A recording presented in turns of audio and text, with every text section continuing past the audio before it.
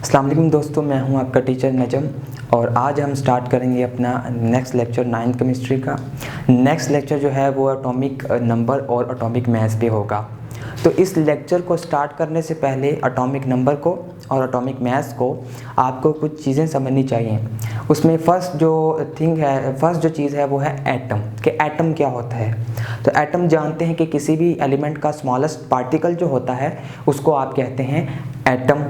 ठीक है जी। इसके अलावा एटम एक न्यूट्रल स्पीशीज न्यूट्रल पार्टिकल है। इसके अलावा जो आपके पास एटम है उसकी बेसिक कौन सी बेसिक पार्टिकल्स है जिनसे मिलकर एटम बनता है। तो एटम जो है वो प्रोटॉन से, न्यूट्रॉन से और इलेक्ट्रॉन से मिलकर बनता है।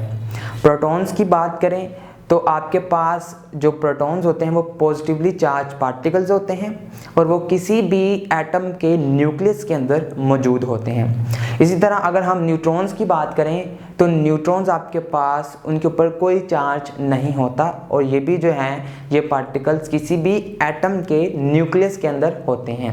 अगर हम बात करें आपके पास इलेक्ट्रॉन्स की तो इलेक्ट्रॉन्स जो हैं वो आपके पास न्यूक्लियस के शेल्स के अंदर रिवॉल्व करते हैं। इर्द गिर्द जो अराउंड शेल्स होते हैं न्यूक्लियस के उसके अंदर इलेक्ट्रॉन्स रिवॉल्व करते हैं और जो इलेक्ट्रॉन्स हैं वो नेगेटिवली चार्ज पार्टिकल्स हैं जी। ये बेसिक पार्टिकल्स के बाद स्ट्रक्चर ऑफ एटम की बात करें तो स्ट्रक्चर ऑफ एटम भी हमने बीच में डिस्कस कर लिया मगर फिर डिस्कस कर लेते हैं कि स्ट्रक्चर ऑफ एटम में आपके पास न्यूक्लियस होता है। उस न्यूक्लियस में नंबर ऑफ प्रोटॉन्स और नंबर ऑफ न्यूट्रॉन्स आते हैं। ये बात अच्छी तरह समझिएगा क्योंकि ये एटॉमिक नंबर और एटॉमिक मैथ्स में ये चीज़ आनी है। तो किसी भी एटम के स्ट्रक्चर में न्यूक्लियस होता है और न्यूक्लियस के अंदर नंबर ऑफ प्रोटॉन्स और नंबर ऑफ आपके पास न्यूट्रॉन्स होते हैं और उसके इर्द गिर्द शेल्स होते हैं जिनमें इलेक्ट्रॉन्स रिवॉल्व करते हैं। तो चलिए आज हम स्टार्ट करते हैं एटॉमिक नंबर से। तो atomic number is the number of protons present in the nucleus of an atom of an element. कि किसी भी एलिमेंट का एटॉमिक नंबर क्या होता है। तो किसी भी एलिमेंट का जो एटॉमिक नंबर है वो उस एलिमेंट के एटम के अंदर जो न्यूक्लियस होता है उस न्यूक्लियस के अंदर जो आपके पास नंबर ऑफ प्रोटॉन्स होंगे, वो जितने नंबर ऑफ प्रोटॉन्स होंगे वो उस एलिमेंट का एटॉमिक नंबर होगा। फिर सुन लें कि किसी भी एलिमेंट के एटम के अंदर जो न्यूक्लियस होता है उस न्यूक्लियस के अंदर जो नंबर ऑफ प्रोटॉन्स होते हैं उतना उसका एटॉमिक नंबर होता है जी। नेक्स्ट पॉइंट ये है जी कि अगर एक एलिमेंट है तो उसके 10,000 20,000 लैक्स में उसके एटम्स हो सकते हैं उसके अंदर। तो एक एलिमेंट के अंदर जितने भी एटम्स हैं उन तमाम एटम्स के न्यूक्लियस के अंदर, न्यूक्लियाई के अंदर जितने नंबर ऑफ प्रोटॉन्स होंगे वो सेम होंगे।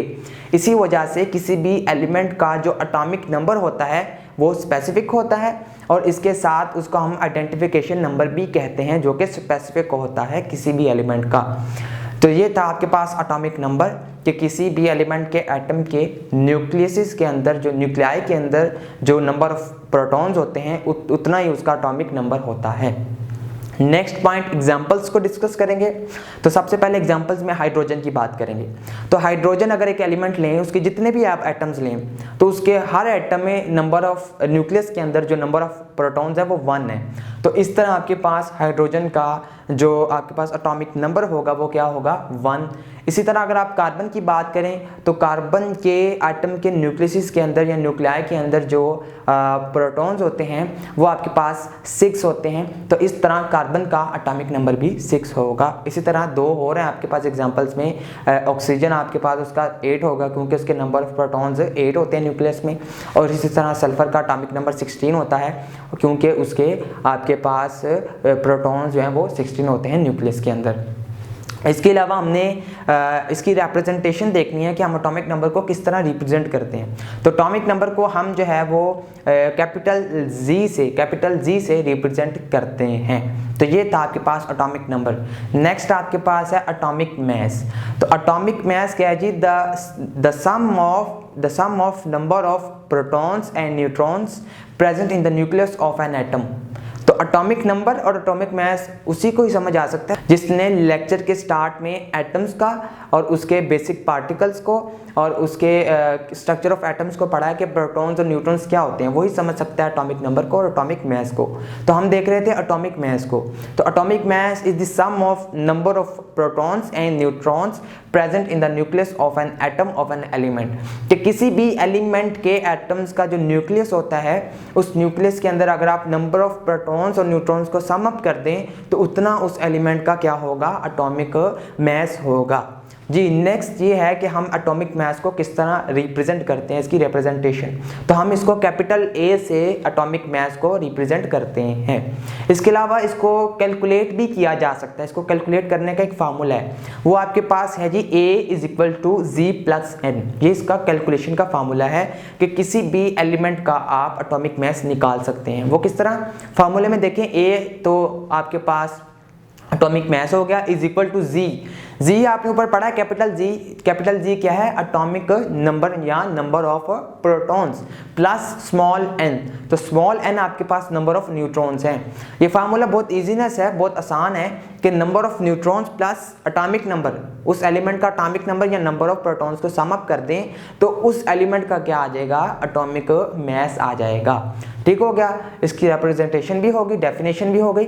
अब हम चलते हैं एग्जांपल्स की तरफ। तो एग्जांपल में आप हाइड्रोजन के एलिमेंट की बात करें तो जितने भी उसके एटम्स हैं, उन एटम्स के न्यूक्लियस के अंदर नंबर ऑफ प्रोटॉन 1 होता है और उसका हाइड्रोजन के एटम का न्यूक्लियस के अंदर कोई न्यूट्रॉन नहीं होता। तो अगर आप इसको फार्मूले में पुट करें 1 + 0 तो इस तरह हाइड्रोजन का एटॉमिक मास आया 1। इसी तरह एक और एग्जांपल डिस्कस कर लेते हैं कार्बन की। तो अगर आप कार्बन की बात करें तो कार्बन एक एलिमेंट है, उसके जितने भी एटम्स आप ले लें तो उन तमाम एटम्स में न्यूक्लियस के अंदर जो आपके पास नंबर ऑफ प्रोटॉन 6 होते हैं और नंबर ऑफ न्यूट्रॉन्स भी 6 होते हैं। तो आप इन दोनों को फार्मूले में लगाएं, प्लस करें तो इस तरह कार्बन का एटॉमिक मास यानी A बनता है जी आपके पास 6 + 6 12। तो ये था एटॉमिक मास। इसके अलावा आप स्क्रीन पर देख सकते हैं कि एक टेबल आपको दिखाया जा रहा है जिसमें डिफरेंट एलिमेंट्स लिए गए हैं, उनके आपके पास नंबर ऑफ प्रोटॉन्स और नंबर ऑफ इलेक्ट्रॉन्स भी दिखाए गए हैं, नंबर ऑफ न्यूट्रॉन्स भी बताए गए हैं और उनका एटॉमिक नंबर मतलब G और एटॉमिक मास भी बताया गया है। तो जी स्टूडेंट्स, ये था आज का लेक्चर। मिलते हैं नेक्स्ट लेक्चर में, तब तक के लिए इजाज़त दीजिए। अल्लाह हाफिज़।